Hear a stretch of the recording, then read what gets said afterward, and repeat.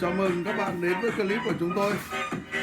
Hôm nay giới thiệu các bạn, chúng tôi đang ở vùng đất Tân Lập, Yên Mỹ, Hưng Yên, một vùng đất điện nhân linh kiệt, sản sinh ra doanh nhân như ông Hải thượng Lãn Ông, NGH và cố tổng bí thư Nguyễn Văn Ninh. Giới thiệu các bạn, đây là Yên Mỹ, Hưng Yên, đây trong làng nhá. Hôm nay chúng tôi về đây đang thi công combo một phòng hát combo. Bây giờ khoảng độ 5:30, gần 6 giờ rồi.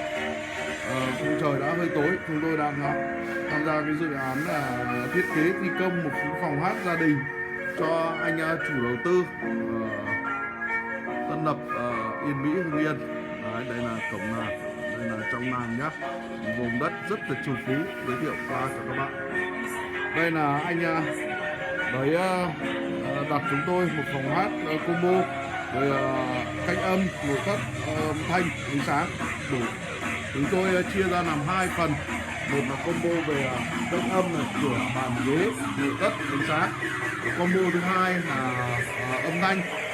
Âm thanh thì chúng tôi nhận combo.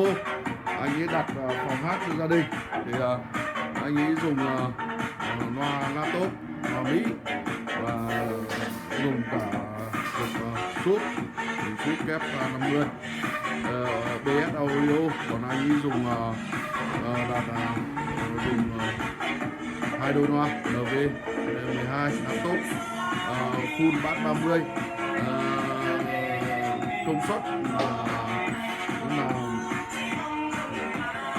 4 kênh, dùng 4 kênh BS audio, H8800. Còn vang thì anh dùng số đầu chọn bài thì Gold 2 inch và đầu KTV 6T3. Đây tôi đã làm xong cái âm và đang chuẩn bị bắn lên vách, giới thiệu cho các bạn.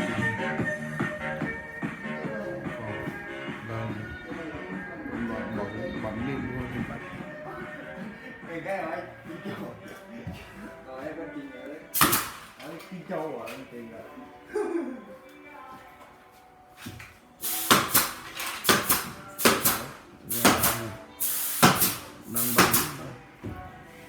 Đang chuẩn bị đến phần vách, cây âm đã xong rồi.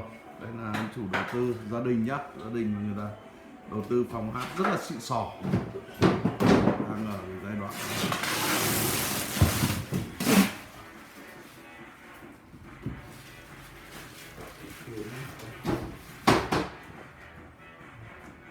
nông kép. Ôi trời ơi, tôi tự kể với cái hỏi này.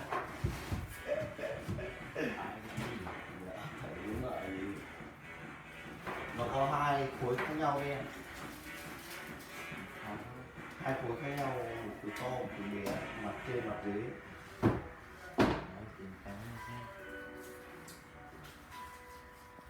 Có hai khối đấy, một khối này như khối này ở dưới này, một khối kia ở trên. Khác nhau. Anh em thợ kỹ thuật đang lắp ghép. Hôm nay là 20 mét vuông nhá. Chúng tôi làm cây âm là hàn cung thép, 5 lớp cây âm, và nội thất. Đấy, đang triển khai đến cái phần nội thất, đang lắp ghép cấu kiện. Còn này là anh ấy dùng hai đôi loa laptop LV 12 full bass 30, rất là xịn sò.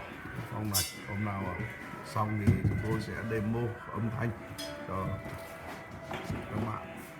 Anh em thợ kỹ thuật đang nấu ghép. Các bạn có yêu cầu nhu cầu thiết kế thi công phòng, đây là phòng gia đình nhé, gia đình mà làm cũng như phòng chuyên nghiệp. Đây là anh em thợ kỹ thuật đang ở giai đoạn nấu ghép phòng hát. Các bạn gọi số điện thoại 090 2233 711 và cũng số Zalo nhá.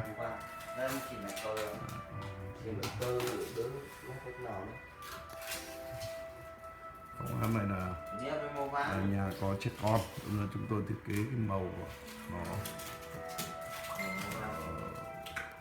có tính chất trẻ thơ một chút để phù hợp. Các bạn là có nhu cầu mà thiết kế thi công từ Z combo nội thất âm thanh ánh sáng gọi cho chúng tôi. Xin chân thành cảm ơn các bạn đã theo dõi clip này.